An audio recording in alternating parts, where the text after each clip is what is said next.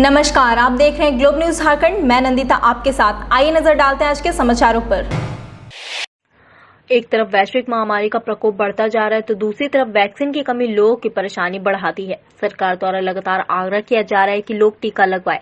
वहीं जिले व राज्य में टीका की कमी से आम लोग परेशान दिख रहे हैं। हालांकि विभाग द्वारा पहले डोज के लिए वैक्सीन उपलब्ध करवाई गई। जिन लोगों को पहला डोज लेना है उन्हें वैक्सीन दिया जा रहा है और जो लोग पहले डोज में कोविड शील्ड लगा चुके हैं उनके लिए थोड़ी परेशानी हो रही है क्योंकि कोविड शील्ड की कमी है। हालांकि जिला प्रशासन के द्वारा आश्वासन दिया गया है कि बहुत जल्द जिले में टीके की कमी जो है वह दूर कर ली जाएगी। जिन लोगों को सेकेंड डोज लेना है बहुत जल्द 2 से 3 दिनों के अंदर उन्हें सेकेंड डोज मिल जाएगा। जिस तरह से स्थिति दिन प्रतिदिन भयावह होती जा रही है वैसी परिस्थिति में मरीजों को स्वास्थ्य सुविधा उपलब्ध कराना भी एक बहुत बड़ी चुनौती है। सदर अस्पताल में कोविड वार्ड बनाया गया है और नए कोविड वार्ड का निर्माण किया जा रहा है। अस्पताल में प्रवेश के लिए रैपिड जांच अनिवार्य कर दिया गया है। साथ ही टीकाकरण का कार्य भी जोरों पर चलाया जा रहा है। ऐसे में अस्पताल के चिकित्सकों स्वास्थ्य कर्मचारियों को काफी विपरीत परिस्थितियों का सामना करना पड़ता है। ऐसे में सारे चिकित्सा स्वास्थ्य कर्मी और उन पर सिविल सर्जन की निगाह रहे, इसके लिए सदर अस्पताल में विशेष तौर पर Covid ward, emergency ward, OPD के चिकित्सकों समेत स्वास्थ्य कर्मियों को वॉकी टॉकी उपलब्ध कराई गई है। वहीं कांतिलाल अस्पताल में भी प्रॉफिट वार्ड बनाया गया है। सदर अस्पताल की बात करें या कांतिलाल अस्पताल की बात करें तो इसमें बेडों की संख्या बढ़ाई जा रही है। तो ऐसे में सुविधाओं के साथ साथ अभी आप सभी वायरलेस का उपयोग कर रहे हैं। इसकी क्या उपयोगिता है और किस लिए इसे उपयोग में लाया जा रहा है फिलहाल वर्तमान समय में? ये जो वायरलेस की सुविधा हमारे सिविल सर्जन ने हम लोगों को उपलब्ध कराया है, ये मेरी समझ से यहाँ पे 6 वायरलेस की सुविधाएं हम लोग इस अस्पताल में रखे हुए हैं, लगाए हुए हैं सभी कोविड वार्ड में। और जो एक सिविल सर्जन साहब के पास है, एक मेरे पास है और 2 अन्य हॉस्पिटल मैनेजर और हमारे अकाउंटेंट हैं तुषार बनर्जी, उनके पास है। इसकी सुविधा इसलिए हम लोगों के लिए मायने रखती है क्योंकि फ़ोन में, मोबाइल में उतनी जल्दी हम लोग कनेक्ट नहीं हो पाते हैं। वायरलेस की सुविधा जो हमारे पास वॉकी टॉकी दिया गया है, वायरलेस से हम तुरंत में आपस में एक दूसरे को समन्वय स्थापित करके किसी भी इस परिस्थिति में कार्य करने के लिए तत्पर हो जाते हैं। कोविड वार्ड में भी जो स्वास्थ्य कर्मी इस समय तैनात हैं का अपनी सेवा दे रहे हैं, उनके पास भी यह सुविधा है? जी हाँ, कोविड वार्ड में भी है सुविधा, क्योंकि वहाँ अगर सुविधा हम नहीं देंगे तो वहाँ की स्थिति, अद्यतन स्थिति हम लोगों को मालूम नहीं होगी और जो भी मरीज की स्थिति होगी इससे द्वारा हम लोगों को तुरंत पता चल जाता है। इसलिए वहाँ पे उपलब्ध कराना निहायत ज़रूरी था और ये उपलब्ध इसलिए कराया गया। सदर अस्पताल में 6 है और कांतिलाल अस्पताल में कितने प्रोवाइड करवाए? कांतिलाल अस्पताल में 4 वॉकी टॉकी प्रोवाइड कराए गए हैं। पूर्व में यह वॉकी टॉकी हम लोगों को मिला था, जो 6 हम लोगों ने यहाँ रखा और सदर अस्पताल में कांतिलाल में हम लोगों ने 4 दिया है। हम लोग प्रयास में है कि और भी ऐसी वॉकी टॉकी हम लोगों को उपलब्ध हो कि कांतिलाल में और यहाँ भी हम लोग इसका दायरा बढ़ा सकें। पूर्वी सिंहभूम जिले के खासमहल स्थित सदर अस्पताल में इन दिनों पाइपलाइन के जरिए बेड तक ऑक्सीजन उपलब्ध कराई जा रही है। बता दें बहुत जल्द 100 और ऑक्सीजन युक्त बेड तैयार होने वाले हैं। देखिए, फिलहाल जितने भी हमारे बेड थे उसमें हम लोगों ने ऑक्सीजन कंसंट्रेटर और डी टाइप सिलेंडर से ऑक्सीजन सप्लाई हम लोग पेशेंट को कर रहे थे।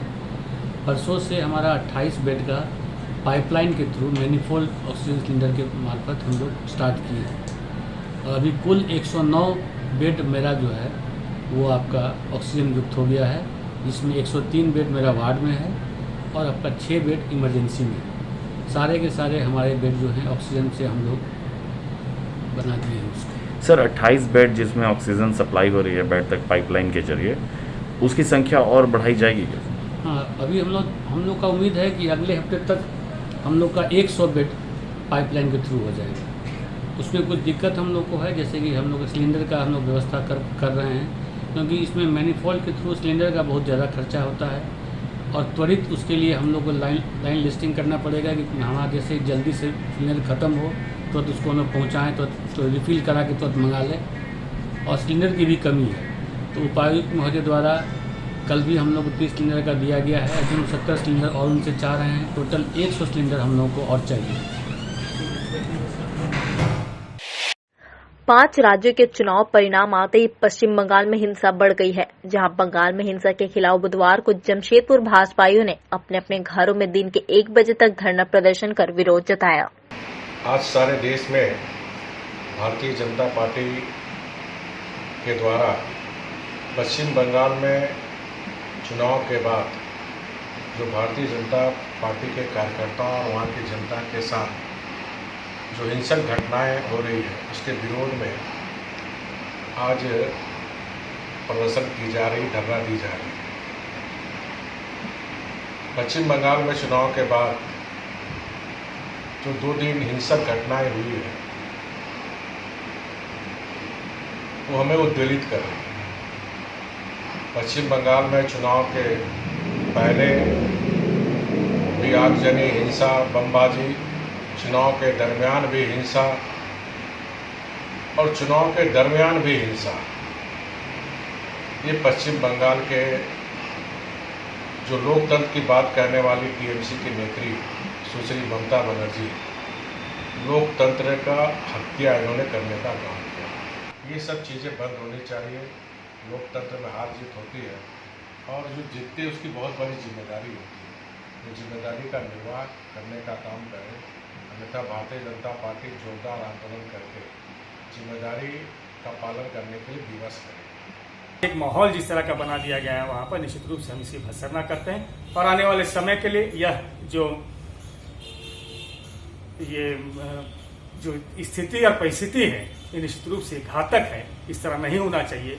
अगर कोई हारता है तो निश्चित रूप से उसे हार स्वीकार करनी चाहिए। कोई जीतता है तो जीत की बधाई है, लेकिन इस तरह से हत्या और गोलीबारी नहीं होनी चाहिए। इसके हम भर्त्सना करते हैं।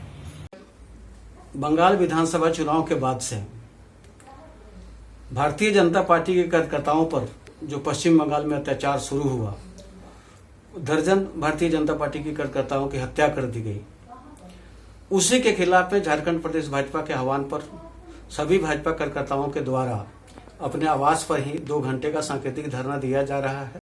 देखिए, बंगाल में ममता बनर्जी जी लोकतंत्र की हत्या कर रही है, लोकतंत्र के विरुद्ध काला इतिहास लिख रही है।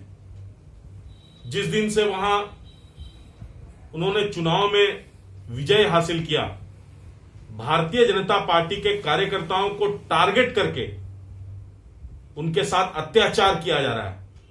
हमारी महिला बहनें कार्यकर्ताओं के साथ अत्याचार हो रहा है, उनके साथ दुर्व्यवहार हो रहा है, कार्यकर्ताओं के घर जला दिए जा रहे हैं, भारतीय जनता पार्टी के कार्यालय को आग के हवाले कर दिया जा रहा है। बंगाल में हिंसा भड़क चुकी है। तो ममता दीदी, हम भारतीय जनता पार्टी के कार्यकर्ता आपसे पूछना चाहते हैं कि आप लोकतंत्र की हत्या करने पर क्यों आतुर हैं? भारतीय जनता पार्टी के कार्यकर्ताओं को आप निशाना करके आपके कार्यकर्ता मार रहे हैं, हत्या कर रहे हैं। यह बहुत गलत है। हम भारतीय जनता पार्टी के बंगाल के कार्यकर्ताओं को प्रणाम करते हैं और आज जमशेदपुर महानगर भारतीय जनता पार्टी के सभी कार्यकर्ता कोविड प्रोटोकॉल को ध्यान में रखते हुए अपने अपने घरों पर 11 से 1 बजे तक धरना पर बैठे हैं। हम बंगाल के उन कार्यकर्ताओं को समर्थन दे रहे हैं। दीदी को बिष्टुपुर थाना अंतर्गत हरिजन मेडिकल बस्ती के रहने वाले भीममुखी उर्फ बाबूमुखी अपने एक अन्य साथी के साथ टीएफए कॉलोनी के समीप आम तोड़ने गए थे, जहां भीममुखी का साथी पेड़ पर चढ़कर आम तोड़ रहे थे, जबकि भीम नीचे जमीन पर गिरे आम को चुनने लगे। यह देख हवलदार नामक युवक आम तोड़ने का विरोध करते हुए उसके साथ गाली गलौज करने लगे, जिसमें दोनों के बीच विवाद हो गया। इसी बीच आरोपी युवक ने अपने अन्य साथी के साथ मिलकर भीममुखी पर पत्थर से जानलेवा हमला कर दिए। आरोपी ने पत्थर से उस पर कई वार किए, जिसमें वह गंभीर रूप से घायल हो गए, जिसकी जानकारी परिजनों को होने पर पुलिस के सहयोग से उसे गंभीर हालत में एमजीएम अस्पताल में भर्ती कराया गया है। वहीं पुलिस पूरे मामले की छानबीन करते हुए फरार आरोपी की तलाश में जुट गई है। क्या नाम है रिवर का? क्या हुआ था पूरा बताओ। आम तोड़ने गया हुआ था, एक आदमी गाछ का ऊपर में चढ़ा था, एक चुनने गया हुआ था, तो चुन रहा था तो आदमी जो आके गाली गलौज दिया। कौन आदमी जो तोड़ रहा था? कि जिसका गाछ था? उसका गाछ भी नहीं है, और दूसरा कोई लगाया गाछ। वो लोग अपना भाड़ा में है और दूसरा जगह में फ्लैट में रहता है। और वहाँ पर एक तो गार्ड भी है, तो दुनिया का आदमी लोगों को वहाँ से आम तोड़ के ले जा रहा है, तो वहाँ पर सबको ही तोड़ता है, तो ये लोग भी पक्का आम तोड़ने गया हुआ है। तो इसको गाली गलौज दे के उसको बुलाया और बोला के उसको पटक के और पत्थर मार दिया। कौन मारा, क्या नाम? हाँ, मारने वाला क्या नाम है? वो आदमी का नाम, वो आदमी का नाम तो हम सुन रहा है, जो हविलदार बोल के। तो इन लोग क्या उसका घर का आंगन में जाके तोड़ रहा था? नहीं नहीं, वो टूटा वाला घाट तोड़ा है वहीं पर गाछ। मतलब किसी के घरे में लगा था हाँ, ना? दूसरा आदमी लगा के वो लोग चल गया। मतलब किसी के घरे में जाके तोड़ रहा था ना? हाँ। तो लोग कहाँ गया था तोड़ने? ये तो हम लोग का कावरिया स्कूल का सामने, कावरिया स्कूल का सामने टीएपी का, टीएपी है ना, कावरिया स्कूल का सामने टीएपी। आप लोग कहाँ रहते हैं? हम लोग मेडिकल बस्ती का। हरजन बस्ती? नहीं, मेडिकल बस्ती, कावरिया स्कूल। क्या नाम है आपका? मेरा नाम प्रिया मुखी। बोड़ाम थाना अंतर्गत नामशोल के रहने वाले कुशल कुंभकार नामक युवक बाजार से घर लौटने के दौरान मोटरसाइकिल की चपेट में आने से वह गंभीर रूप से घायल हो गए। कुशल अपनी साइकिल से घर का सामान लाने के लिए बोड़ाम बाजार गया था, जहां लौटने के क्रम में बाकंदा गांव के समीप तेज रफ्तार से आ रही मोटरसाइकिल ने टक्कर मार दी। इसके बाद मोटरसाइकिल सवार ने घायल कुशल को सड़क पर छोड़ फरार हो गए। इसकी जानकारी स्थानीय ग्रामीणों को होने पर इसकी सूचना परिजनों को दी, जिसके बाद उसे गंभीर हालत में एमजीएम अस्पताल में भर्ती कराया गया है, जहां उनका इलाज किया जा रहा है। वहीं स्थानीय पुलिस टक्कर मारने वाली मोटरसाइकिल की तलाश में जुट गई है। क्या नाम है बेटा का? बेटा का कुशल कुंभकार है।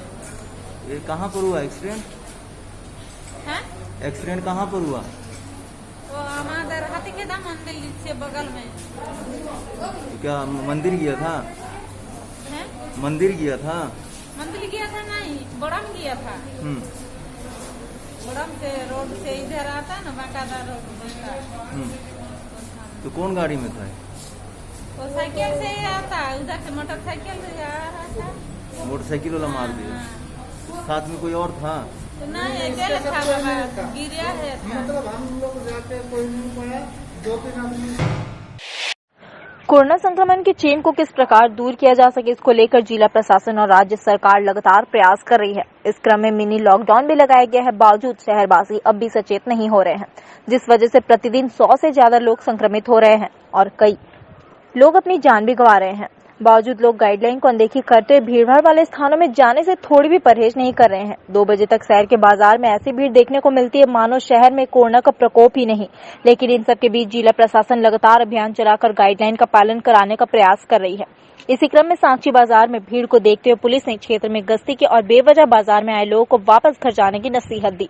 वहीं बंद दुकान के बाहर खड़े कुछ लोगों को हिरासत में भी लिया गया।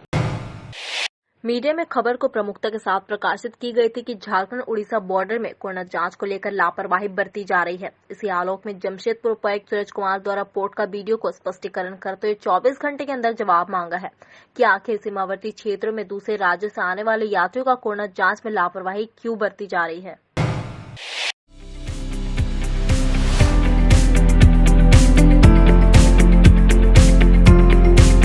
Capsules pharma, your health partner. यहाँ सभी रेंज की दवाइयाँ उपलब्ध है। होम डिलीवरी की भी सुविधा हमारे पास अवेलेबल है।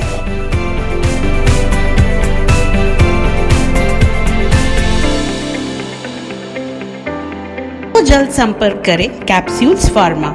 हमारा पता Adityapur 2 main road, Adarshila tower, semi basement, shop number 1 near Gayatri Shiksha Niketan विद्यालय। हमारा फोन नंबर 9073329263। क्या एयर होस्टेस बनना और वर्ल्ड की टॉप एयरलाइंस के साथ काम करना है आपका सपना? तो 12वीं के बाद ज्वाइन कीजिए CTA aviation and hospitality management institute, now open in Jamshedpur. Practical training के साथ पाइए एयरपोर्ट और 5-स्टार होटल्स में इंटर्नशिप करने का मौका and 100% placement. Education loan available. अभी कॉल कीजिए at 7004615 405।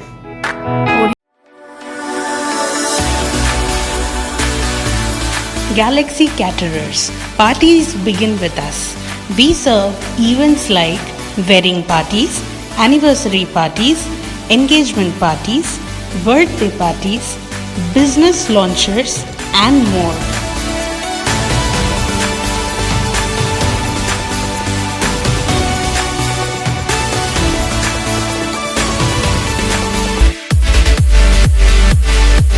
Our address, The Milani, J Road, Bishtupur, 831001, Jamshedpur. Our contact number 8210412836 9431380979 72091909979.